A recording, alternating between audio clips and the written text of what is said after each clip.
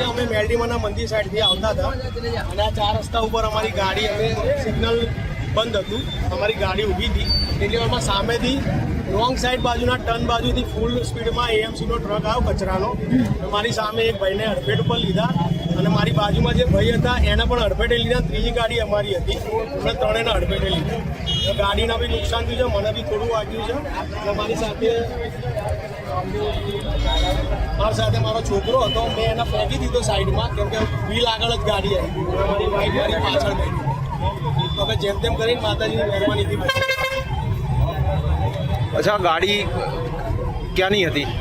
ગાડી ખબર નહીં કેમ કે એવી રીતે ભટકાઈ ને અચાનક કે કોઈ સૂઝબૂછ રહીને અને બહુ ઓછા સમયમાં બધું થઈ ગયું. એટલે હું તો ફટાફટ મારા પરિવારને સાઈડમાં કરવાનું કર્યું અને ગાડી ખેંચીને બહાર કાઢી. એટલી વારમાં તો બધી બહુ ભીડ આવી ગઈ એટલે ગાડીનું શું છે શું નહીં કશું ખબર ના. કોર્પોરેશનની કચરા પેટીની ગાડી હતી. કચરા પેટી.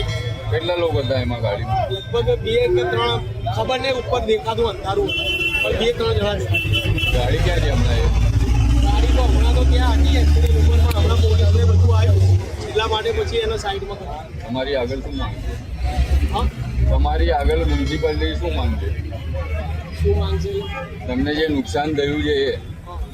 નુકસાન તો ગાડીને થયું છે મારી. તમે કોઈને પણ વાગ્યું છે? મને